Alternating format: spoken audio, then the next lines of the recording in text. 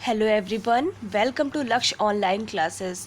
अभी लगभग 1 से 2 दिन में एमपीपीएससी प्रीलिम्स का रिज़ल्ट आ जाएगा और जिन भी अभ्यर्थियों के अच्छे मार्क्स हैं या फिर उन्हें ऐसा लग रहा है कि उनका प्रीलिम्स क्वालिफाई हो जाएगा तो वे तुरंत मेंस के पेपर में लग जाए, क्योंकि आपको प्रीलिम्स से कई ज़्यादा एफर्ट आपको मेंस के पेपर में देना पड़ेगा। इसीलिए आज से मैंने एमपीपीएससी मेंस की कुछ सीरीज़ स्टार्ट की है। उनमें से मैंने उन टॉपिकों को चूज़ किया है जो जनरली आपको बुक्स में नहीं मिल पाते हैं और आप परेशान होते हैं और कई जगह ढूंढने की कोशिश करते हैं। इससे क्या होता है कि आपका समय बहुत ख़राब होता है, क्योंकि एमपीपीएससी मेंस के लिए टाइम बहुत ही कम बचता है, मिलता है हमें उसकी प्रिपरेशन कर लिए। तो ऐसे में अगर हम सारे टॉपिक्स को ढूंढेंगे और ढूंढ के उनका नोट्स बना के और फिर हम उसको तैयार करेंगे तो बहुत ज़्यादा टाइम वेस्ट हो जाता है। इसीलिए मैंने ऐसे सारे टॉपिक्स जो जनरली नहीं मिल पाते वह मैं आपको सारे टॉपिक्स कवर करवाने में जुटी हुई हूँ। और अभी मेरी वीडियो में थोड़ा गैप हो गया है, क्योंकि एक्चुअली मेरी अभी तबीयत थोड़ा ख़राब चल रही है। तो मैं कोशिश करूँगी कि जुलाई से पहले मैं आपको उन सारे टॉपिकों से अवगत करा दूँ। लगभग मैं 60 से 70% आपको कोर्स में आपको करवा दूंगी, ठीक है। तो इस वीडियो में मैं आपको सेकेंड पेपर में जो आपका एमपीपीएससी मेंस का सिलेबस है, आप सबसे पहले तो आप सिलेबस देखिए, क्योंकि अगर आपको किसी भी रास्ते पे चलना है तो आपको एड्रेस पता होना चाहिए। अगर आपको कहीं पे पहुंचना है, सपोज दैट आपको दिल्ली से मुंबई जाना है या मुंबई से दिल्ली आना है, तो आपको एड्रेस तो पता है लेकिन आपको रास्ता भी तो पता होना चाहिए ना। तो इसीलिए आपको अगर मेंस को अच्छे से प्रिपेयर करना है तो आपको ये पता होना चाहिए कि आखिर आपको मेंस में क्या क्या चीज़ें पढ़नी है। तो हालांकि मैंने एमपीपीएससी मेंस का एक सिलेबस बना रखा है, तो आप उस वीडियो में जाकर देख सकते हो। और यदि आपके पास मेंस का सिलेबस हो, हार्ड कॉपी हो, तो आप उससे भी देख सकते हो, ठीक है। तो आप सेकंड पेपर में जब जाओगे, मेंस के सेकंड पेपर सामान्य अध्ययन का जो दूसरा पेपर है, आप उसमें जाओगे तो उसमें आपको पॉइंट नंबर 3 देखना। उसमें लिखा हुआ है सामाजिक एवं महत्वपूर्ण विधान, और उसके ही अंतर्गत 3.3 है, उसमें है एक टॉपिक भारतीय संविधान के अंतर्गत महिलाओं को प्राप्त सुरक्षा एवं आपराधिक कानून CRPC, ठीक है। इसके बारे में मैं आपको इस वीडियो में बताऊंगी, ठीक है। छोटी छोटी वीडियो बनाऊंगी मैं, ताकि आपको भी देखने में बोरिंग ना लगे और आपका जल्दी से जल्दी ये कंप्लीट हो जाए। तो हम स्टार्ट करते हैं। CRPC मतलब भारतीय संविधान एवं आपराधिक विधि के अंतर्गत महिलाओं को प्राप्त सुरक्षा। चलिए हम स्टार्ट करते हैं।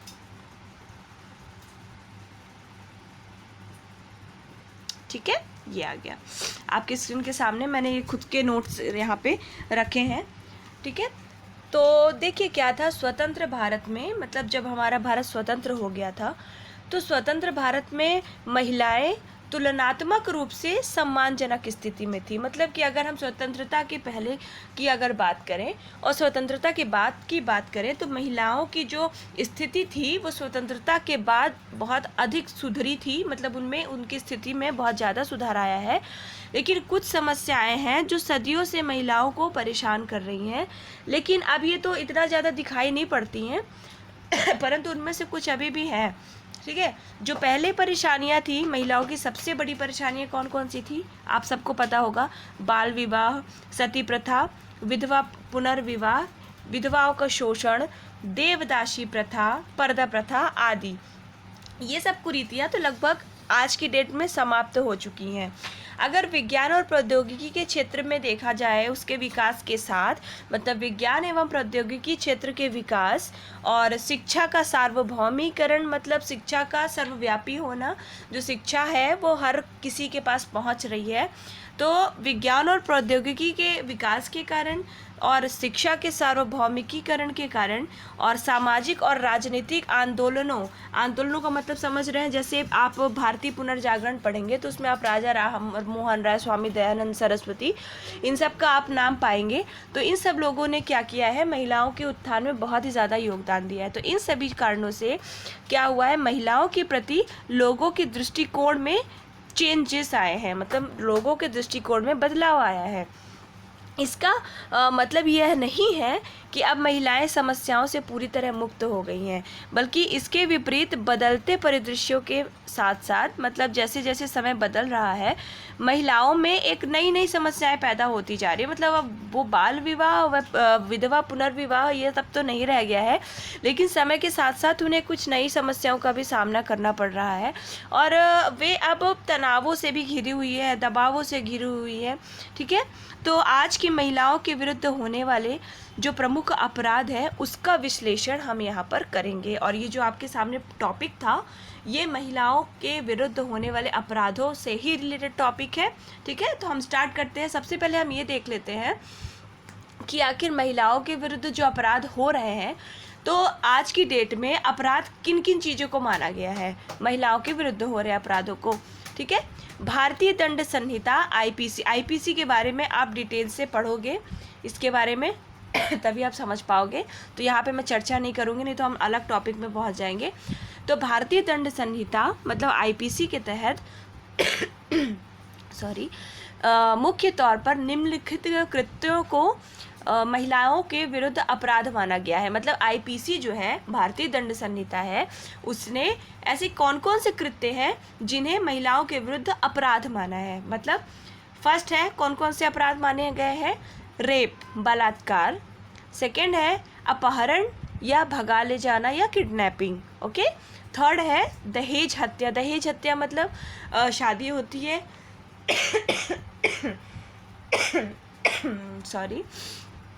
शादी होती है, और जब लड़की ससुराल जाती है तो उसको वहाँ पर दहेज के लिए प्रताड़ित किया जाता है, और उससे कई बार ऐसे केसेस आते हैं कि उसको आग लगा के मार दिया गया या फिर उसे फांसी पर लटका दिया गया। तो ये जो दहेज हत्या है, इसे हम आईपीसी के तहत अपराध मानते हैं। और अगला है उत्पीड़न। उत्पीड़न मतलब हैरेसमेंट, उत्पीड़ित करना। मतलब जैसे आप घर में ही ले सकते हो, घर में भी आजकल ऐसे कई सारे लोग होते हैं जो अपने घर के ही लोगों को, अपने घर की ही लड़कियों को मतलब गलत नज़रों से देखते हैं। तो ऐसे में क्या होता है कि वो सबके सामने ऐसा नहीं करते हैं। जो लोग होते हैं लड़कियों को सबके सामने उनको हैरेस नहीं करते, उनको मतलब कोने में ले जाके पीठ पीछे या फिर उनको डरा धमका के उत्पीड़ित करते हैं। तो ये जो अपराध है ये आईपीसी के तहत अपराध माना जाएगा। अगला है छेड़छाड़। ठीक है, मॉलेस्टेशन, ये आपको पता ही होगा। फिर है अगला है यौन उत्पीड़न मतलब सेक्सुअल हैरेसमेंट एंड लड़कियों का ले जाना मंगवाना, जो वो ट्रैफिकिंग होती है ना, उसके बारे में। मतलब ये सब जो मैंने आपको पॉइंट यहाँ पे लिख रखे हैं 5-6 पॉइंट 7 पॉइंट, तो ये सब आईपीसी के तहत अपराध माने गए हैं। ठीक है, तो अगर हाँ एक बात और, हर टॉपिक कंप्लीट होने के बाद मैं आपको ये भी बताऊंगी कि इन टॉपिकों से कैसे कैसे क्वेश्चन बन सकते हैं 3 मार्क्स में भी एंड 6 एंड 15 मार्क्स में भी मैं बताऊंगी। ठीक है, तो अभी आप केवल टॉपिक कंप्लीट करिए और लास्ट में मैं आपको बताऊंगी जब पूरे टॉपिक कंप्लीट होंगे। ठीक है, ये जो वीडियो होगा मेरा वो इस टॉपिक का फर्स्ट पार्ट ही होगा। फिर आगे देखते हैं, हमने अपराध पढ़ लिया, तो इसमें क्या क्वेश्चन बन सकता है कि मतलब महिलाओं के विरुद्ध होने वाले अपराधों को भारतीय दंड संहिता में, मतलब भारतीय दंड संहिता के तहत मुख्य तौर पर कैसे अपराधों को अपराध माना गया है, महिलाओं के विरुद्ध होने वाले कैसे अपराधों को अपराध माना गया है। ठीक है, तो ये क्वेश्चन आप लिख सकते हो। फिर है महिलाओं के संपूर्ण जीवन में देख लेते हैं, मतलब जब से बेटी पैदा होती है या फिर बेटी जब से उसका भ्रूण विकास भी नहीं हो पाता है तब से लेके और उसके वृद्धावस्था तक उसे क्या क्या समस्याएं झेलनी पड़ती हैं। तो सबसे पहले हम गर्भधारण पूर्व देख लेते हैं कि गर्भधारण पूर्व बेटियों को या फीमेल्स को क्या कठिनाइयाँ झेलनी पड़ती हैं। अभी बच्ची ने गर्भधारण नहीं किया, ठीक है, अभी बच्ची ने गर्भधारण नहीं किया, लेकिन उनके पेरेंट्स ने क्या किया, क्रोमोसोम्स का चयन करवाकर, आजकल इतनी सारी टेक्नोलॉजी आ गई हैं, तो इसमें क्या किया उन्होंने कि क्रोमोसोम्स का चयन करवाकर तकनीक के ज़रिए कन्या को, जो कन्या का भ्रूण आ रहा था उसको आने से रोक दिया। ठीक है, क्रोमोसोम्स क्या करवा दिए, क्रोमोसोम्स में चेंजेस करवा दिए। तो मतलब गर्भधारण के पूर्व ही उसके साथ अन्याय होने लगता है। ठीक है, एक लड़की के साथ गर्भ धारण होने से पूर्व ही अपमान होने लगता है। ऐसा हालांकि आजकल के लोग बहुत जागरूक हो चुके हैं, वो ऐसा नहीं करते हैं, लेकिन अभी भी बहुत से ऐसे इंसान हैं जो ऐसा करते हैं, जो कि बहुत गलत है। ठीक है, तो मतलब गर्भ धारण पूर्व क्या किया जाता है उनके साथ, क्रोमोसोम्स चयन तकनीकी के जरिए कन्या भ्रूण नहीं आने दिया जाता है। ठीक है, फिर जन्म से पूर्व मतलब जब बेबी पेट में ही होता है, ठीक है, तब उसके लिए क्या करते हैं कि लिंग विशिष्ट गर्भपात करवाते हैं, मतलब चेकअप करवाते हैं कि लड़का है या लड़की है, और क्या करवा देते हैं, अबॉर्ट करवा देते हैं। ठीक है, अगर लड़की होती है तो अबॉर्ट करवा देते हैं। तो जन्म से पूर्व इसके ये अपराध किया जाता है। फिर जब वो शिशु अवस्था में होते हैं, शिशु अवस्था में मतलब कि और जैसे आपको पहले पता होगा कि पहले ये सारी जो टेक्नोलॉजी हैं इनका विकास नहीं हुआ था, तो क्या करते थे, अगर बेटी पैदा होती थी तो उसकी पैदा होते ही उसकी हत्या कर दी जाती थी। ठीक है, तो अगर हम शिशु अवस्था में उसके साथ अपराध देखें, जब बच्चा पैदा हो जाता है, बेटी पैदा हो जाती है, तो क्या कर दिया जाता है, बालिका शिशु हत्या कर दी जाती है। ठीक है, उसके बाद लड़की थोड़ा सा बड़ी अगर हुई, मतलब बालिकावस्था जिसे कहते हैं, तो उस टाइम क्या किया जाता है, बाल विवाह। ठीक है, ये भी उसके साथ एक अपराध है, बाल विवाह लड़कियों के साथ अपराध है। शारीरिक मानसिक एवं यौन शोषण, बालिकावस्था मतलब यही 14 ईयर्स से अंदर की जो लड़कियां होती हैं उनके बारे में कहा जा रहा है। और बाल वेश्यावृत्ति भी बहुत ज़्यादा ही प्रचलन में है, और अश्लील फिल्मों का निर्माण कर और उन्हें हैरेस किया जाता है, और उन्हें कई सारी धमकियाँ दी जाती हैं। ठीक है, तो ये भी अपराध के तहत आता है। मैं आपको ये बता रही हूँ कि उनकी संपूर्ण घटनाक्रम में, चाहे वो भ्रूणावस्था के पहले की बात हो, चाहे वो शैशवावस्था की बात हो, चाहे वो बालिकावस्था की बात हो, एक फीमेल को, हर लड़कियों को हर जगह अपमान सहना पड़ता है। फिर अगर हम किशोरावस्था की बात करें या युवावस्था की बात करें, मतलब लगभग 18 साल उम्र के लड़कियों की बात करें तो क्या होता है उनके साथ, प्रेम प्रसंग संबंधी हिंसा, जैसे एसिड फेंकना आए दिन सुनाई देता है हमें, न्यूज़पेपर में हम पढ़ते हैं। ठीक है, समाचार पत्रों में हम पढ़ते हैं कि एसिड फेंक दिया गया और मुँह जल जाता है, मतलब पूरा उसकी लाइफ स्पॉइल हो जाती है। ठीक है, तो किशोरावस्था या युवावस्था में क्या किया जाता है, प्रेम प्रसंग संबंधी हिंसा जैसे एसिड फेंकना तथा डेट रेप, आर्थिक रूप से मजबूत होकर यौन संबंध बनाना, मतलब कि जैसे एग्जाम्पल दैट, जैसे कोई बहुत ही ज़्यादा पैसे वाला आदमी है, ठीक है ना, और वो अपने पैसों का रौब दिखा के कि मतलब तुम जो मैं कह रहा हूँ वो तुम मानो, वरना मेरे पास इतनी पावर है, मेरे पास इतना पैसा है कि मैं तुम्हें मतलब कहीं का नहीं छोड़ूंगा। ठीक है सॉरी। तो आर्थिक रूप से क्या करते हैं, मजबूर होकर भी लड़कियां क्या करती हैं, यौन संबंध बनाने पे मजबूर हो जाती हैं। ठीक है, या फिर ऐसा भी होता है कि कुछ लड़कियां बहुत गरीब होती हैं और कुछ माँ बाप भी ऐसे होते हैं कि लड़कियों को मतलब विवश कर देते हैं, और या फिर लड़कियां ही अपने मन से ही अपने माँ बाप की स्थिति नहीं देख पाती और उन्हें मजबूरन ये कार्य करना पड़ता है। ठीक है, तो ये सब बहुत गलत चीज़ें हैं और ये मतलब असहनीय चीज़ें हैं ये सब। फिर कार्यस्थल पर यौन शोषण अक्सर सुनाई देता है कि ऑफिस में ऐसा हो रहा है। ठीक है, मतलब ज़बरदस्ती किसी के साथ रेप हुआ, ऐसा कांड हमेशा सुनाई देते हैं। घरेलू हिंसा मतलब किसी लड़की की शादी हो रही है तो उसके साथ मारपीट करना, यह ज़रूरी नहीं है कि वो ससुराल में उसके साथ मारपीट हो, कहीं पे भी अगर उसके साथ मारपीट हो रही है या फिर उसको ज़बरदस्ती धमकाया और जा रहा है तो वो घरेलू हिंसा के अंतर्गत आता है। घरेलू हिंसा अधिनियम आपके सिलेबस में इंक्लूड है, वो हम अलग से पढ़ेंगे।